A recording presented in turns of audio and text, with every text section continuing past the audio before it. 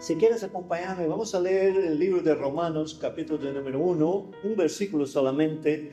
Romanos capítulo 1, versículo 17.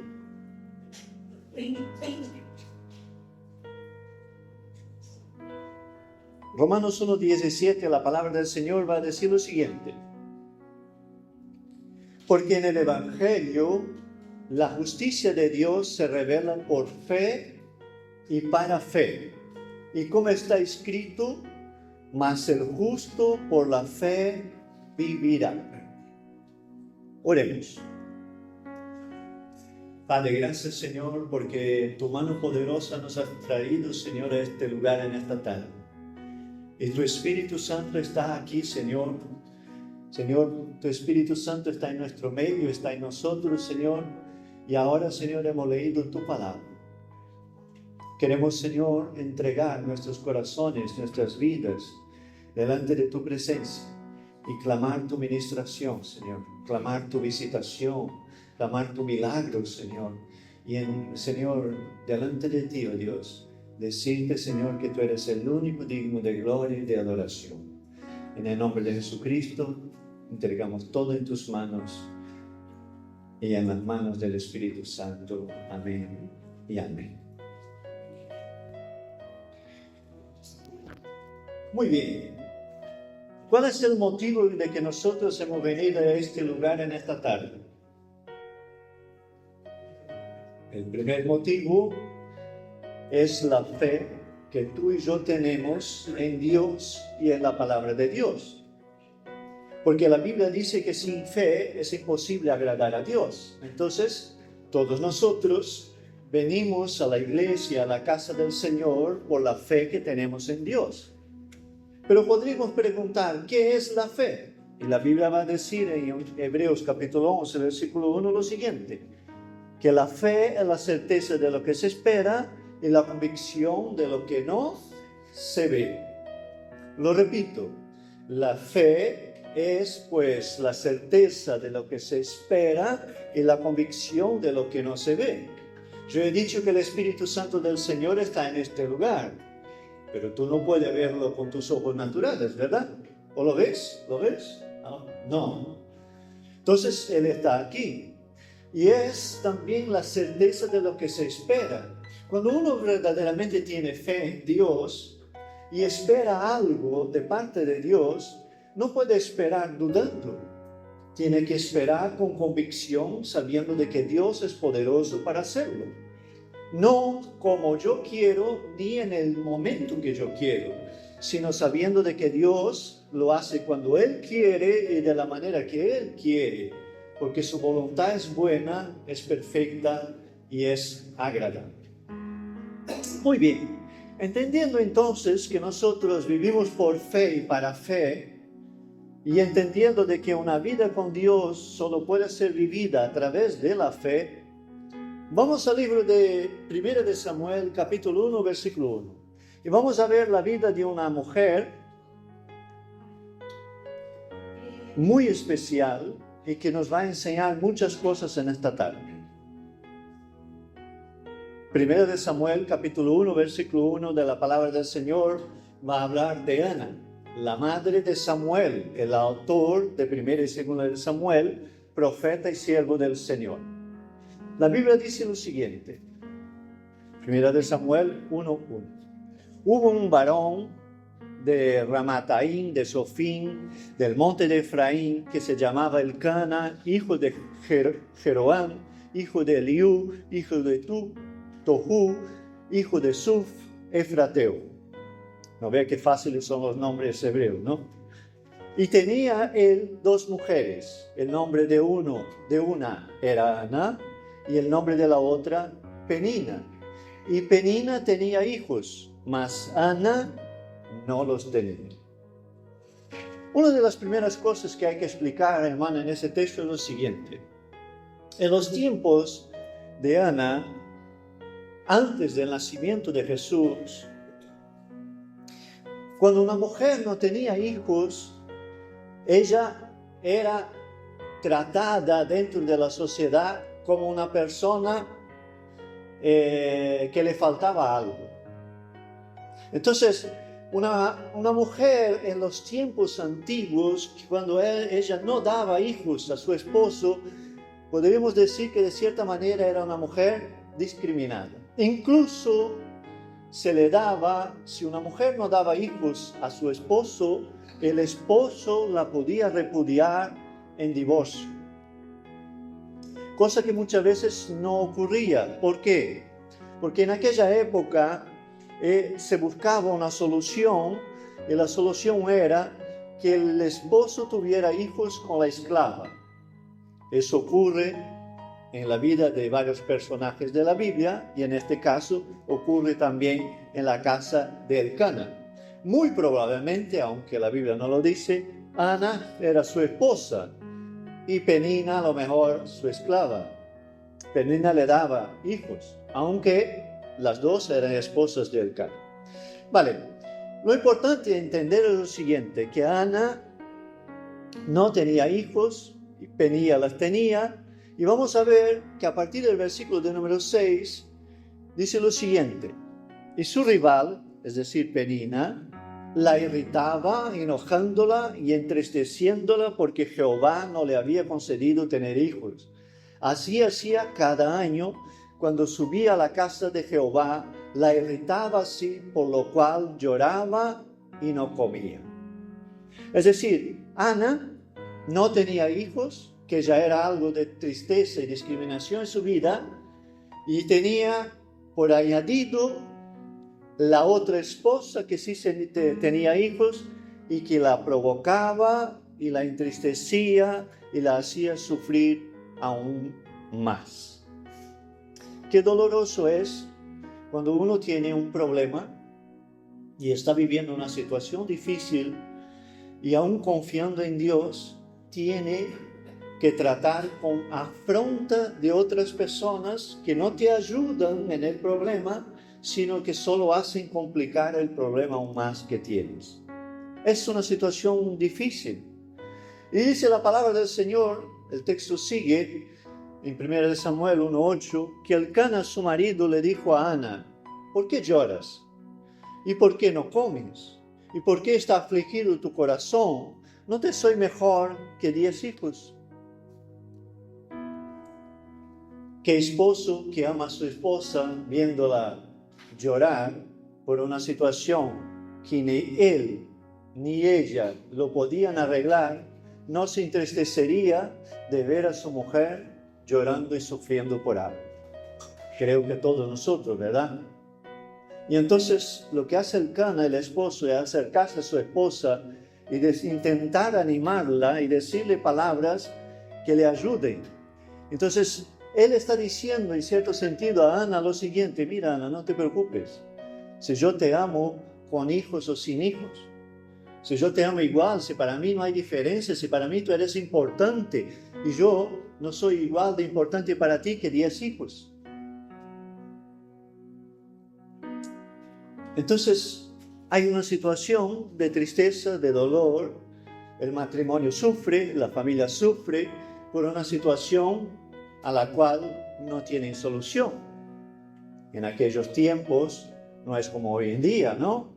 Que a lo mejor pueden buscar soluciones varias por ahí, algunas mejores, otras no tantas, para intentar solucionar el tema de la esterilidad. Pero en este caso, Ana tenía un sueño, y su sueño era dar un hijo a su esposo Elcana.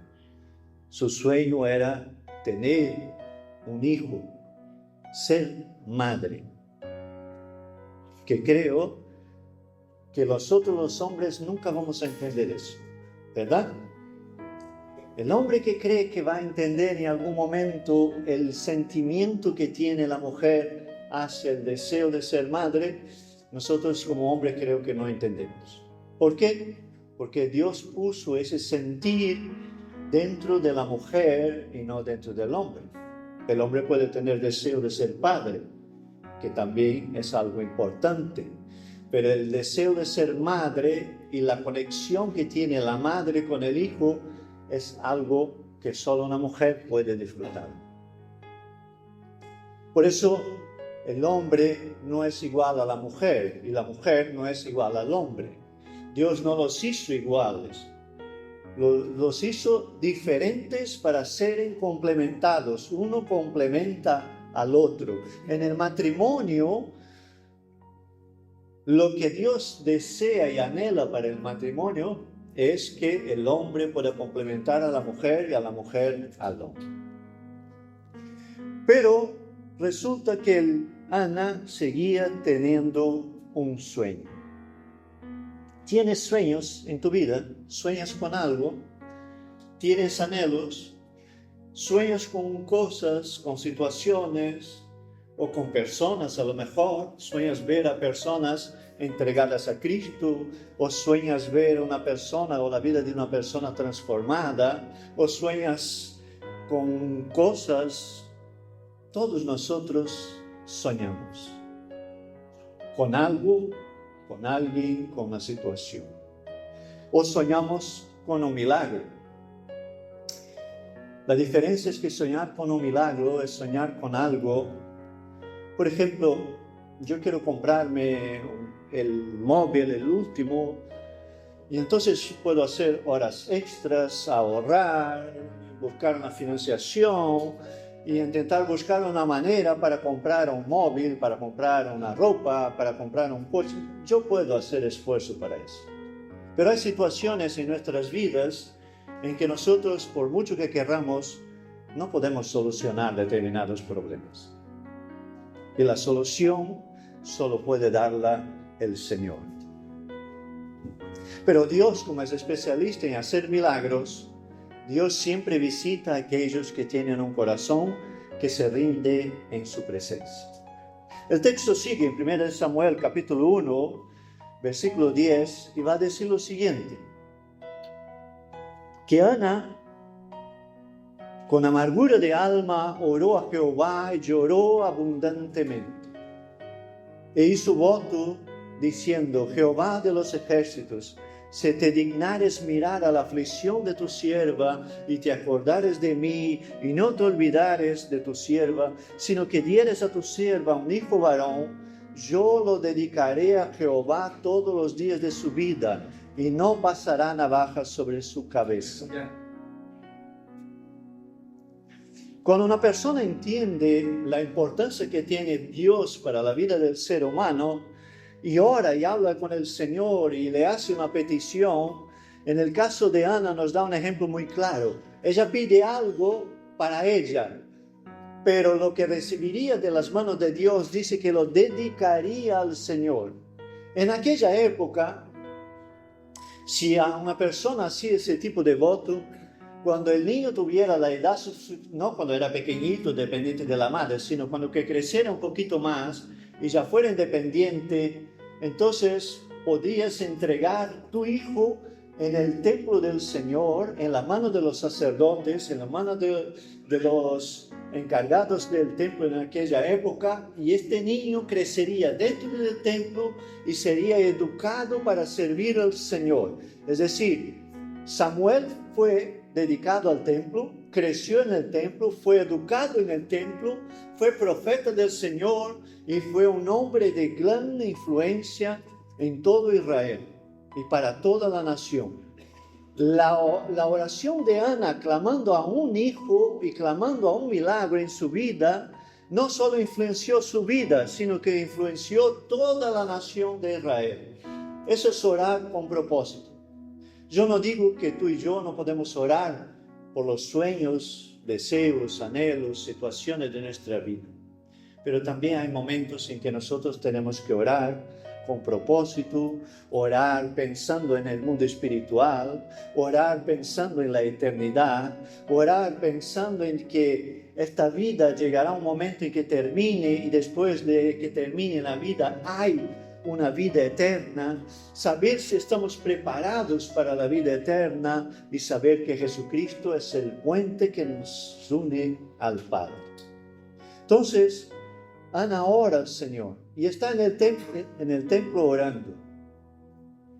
Pero ahí dice lo siguiente, 1 Samuel 1:15, dice que Ana estaba orando y vino el siervo del Señor y la vio que estaba atribulada, llorando, incluso pensó que ella estaba ebria.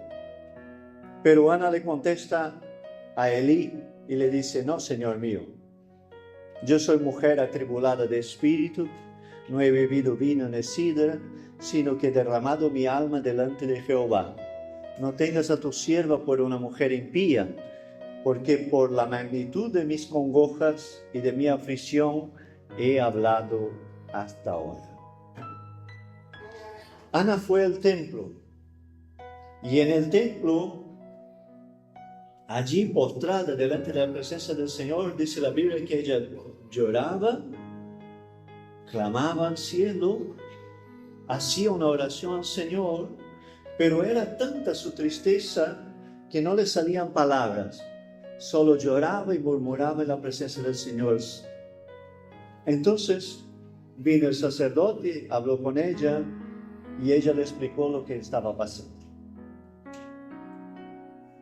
Entonces, después de decir al siervo del Señor, a Elí, lo que estaba pasando, en el versículo 17, la palabra del Señor nos va a decir que Elí le respondió y dijo: ve en paz, y el Dios de Israel te otorgue la petición que le has hecho. Y ella dijo: halle tu sierva gracia delante de tus ojos. Y se fue la mujer por el camino y comió y no estuvo más triste. En el de repente de Dios, cuando el de repente de Dios llega a nuestras vidas, cuando la visitación del Señor viene sobre nuestras vidas, en un momento de oración y desesperación, como en el caso de la vida de Ana, ella oró, clamó al cielo. Ella explicó la situación al sacerdote, al hombre de Dios que allí estaba. Y él declaró sobre ella de que Dios la llevara en paz y que ella pudiera recibir lo que estaba pidiendo del Señor. Y aquí va a ocurrir algo muy importante en la vida de esta mujer. Cuando vemos el texto al principio, vamos a ver que el texto dice que Ana no comía ni bebía, estaba triste, estaba todo el tiempo llorando, deprimida, y ahí estaba la otra esposa que afrontándola y haciéndole la vida imposible, y ella cada vez más triste. Pero cuando el siervo del Señor le dijo y le declaró palabra de fe y palabra de bendición, dice la palabra del Señor que ella se fue por su camino, comió y no estuvo más triste. Y yo pregunto, ¿qué cambió? Porque seguía siendo la misma mujer, la misma situación, la misma condición, no había cambiado absolutamente nada. Pero el hombre de Dios, el siervo del Señor, en este caso, le había declarado y le había dicho que Dios otorgue la petición que le ha hecho. A partir de este momento, ella cambia su comportamiento. Va por el camino, come, bebe y ya no estaba más triste. ¿Qué es lo que cambió en ella? La fe siempre tiene que ir acompañada, o casi siempre, de actitudes. Entonces, ella creyó a Dios en ese exacto momento y cambió su actitud. ¿Cuántas veces, hermanos, nosotros decimos que creemos a Dios y que confiamos en Dios, pero nuestra actitud sigue siendo la misma? Y doy un ejemplo.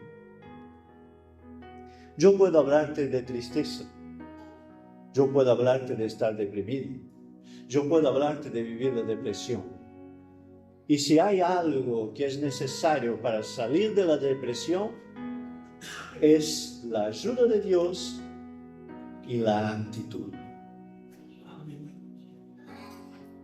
Yo he comprobado en mis propias carnes, porque yo he vivido la depresión profunda, de que cuando yo me despertaba por la mañana y lo que yo hacía era tener pena de mí mismo,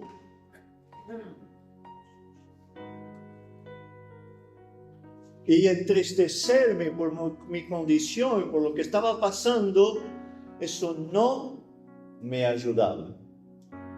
Pero todas las veces que yo tenía una actitud de fe hacia el Señor y cambiaba mi comportamiento, yo tengo que decirte que había días en que la cosa no cambiaba, era exactamente igual, pero que el día terminaba diferente.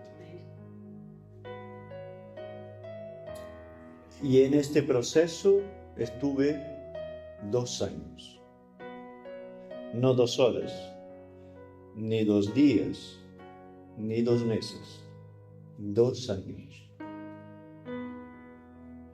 Entre eso y la lucha para dejar las pastillas, los ansiolíticos, las pastillas para dormir y todo eso que yo tenía en mi casa, un armario que era solo de medicinas. Entre todo eso y la lucha que tenía por vencer la opresión que estaba sobre mí, porque es verdad que todo tipo de depresión, o casi todo tipo de depresión, tiene un trasfondo espiritual. Y entonces, gran parte de las depresiones son un tipo de opresión. Si existe Dios y existe el cielo, el diablo y el infierno también existen y están ahí actuando. Y la opresión es una manera de hacer la vida de un ser humano imposible y de intentar perjudicar la vida de esta persona. Entonces, pero volvemos al tema de la actitud. Ella comió, bebió, fue por su camino y ya no estuvo más triste. En este momento, a través de la fe, su actitud delante de la situación cambió. La situación no cambió, pero su actitud delante de la situación sí que cambió. Y eso es importante a la hora de vivir una vida de fe con el Señor. A veces nosotros decimos, no, en Cristo soy más que vencedor. Pero voy por la calle diciendo, pobrecito de mí, miserable de mí, nadie se acuerda de mí. Eso no es la actitud de alguien que vive como más que vencedor. Dios no hace milagros en nuestras vidas simplemente por pena. Dios no obra milagros en la vida de nadie por pena. Dios obra por fe. Cuando nosotros, aún en medio de la dificultad, aunque la situación no cambie, yo tengo una actitud distinta en relación a lo que estoy afrontando. Y a través de la fe y de la confianza en Dios, me comporto de una manera diferente. Y vuelvo a lo mío, hermano. ¿Sabe una de las cosas que yo hacía cuando yo estaba en depresión? Y muchas veces no sabía qué hacer para salir de esa situación. Yo me ponía a orar. Y oraba mucho al Señor. Me puse a estudiar la Biblia. Porque el rato que yo estaba estudiando la Biblia y el rato que yo estaba orando, yo no me sentía mal, yo me sentía bien. Después una persona me invitó a ir a la iglesia, empecé a ir a la iglesia y me di cuenta de que el rato que yo estaba en la iglesia, yo no tenía problemas. Y así Dios fue añadiendo más y más y más. Y yo siempre miro a un a un vaso de cristal donde se ve dentro, que está está turbia el agua, está sucia. Cuanto más palabra había en mi vida y iba llenando el vaso, más lo turbio salía de dentro del vaso. Hasta que el agua que estaba dentro del vaso se quedó completamente limpia y se fue la depresión. Y el que antes tenía que tomar ansiolíticos, ahora ya no los necesita para la gloria de Dios. El que antes tenía que tomar la pastilla para dormir, ahora duerme en cualquier sitio y a cualquier hora sin pastilla y sin nada, para la gloria del Señor. Incluso a veces tengo demasiado sueño, pero porque he orado mucho por eso. Entonces, hermano, todos nosotros vivimos batallas en nuestras vidas. Todos nosotros tenemos dificultades y problemas. Y todos nosotros queremos llegar a que Dios pueda hacer y realizar sueños en nuestras vidas. Pero una vida de fe es una vida que también cambia la actitud.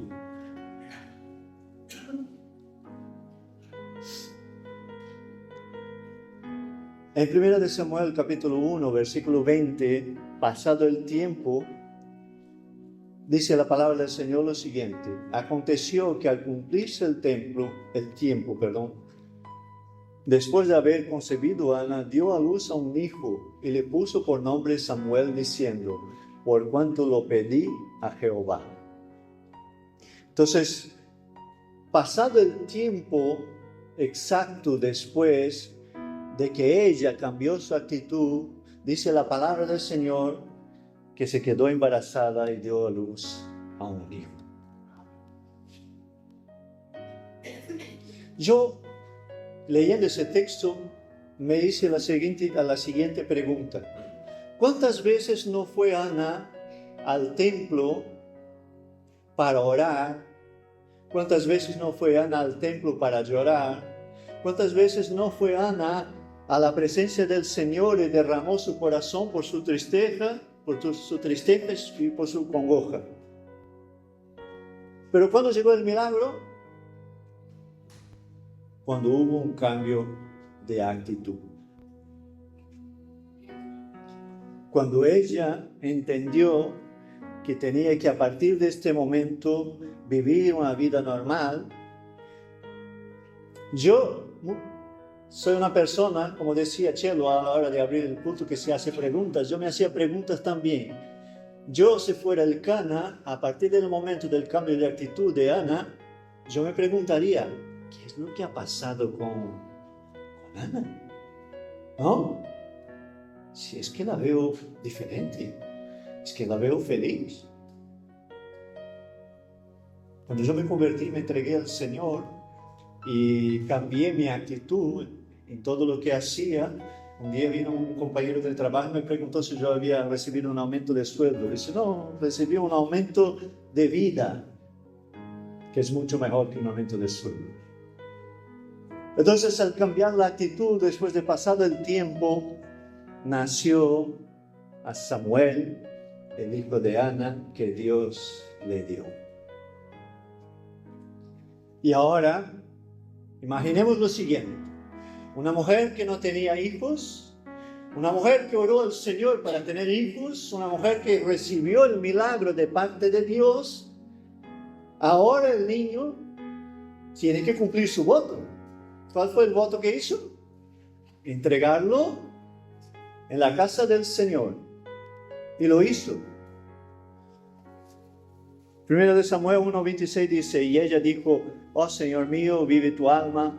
Señor mío, yo soy aquella mujer que estuvo aquí junto a ti orando a Jehová. Por este niño oraba y Jehová me dio lo que le pedí.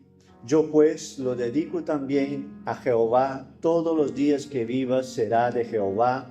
Y adoró allí al Señor. Adoró a Dios en aquel lugar y entregó su hijo en el templo.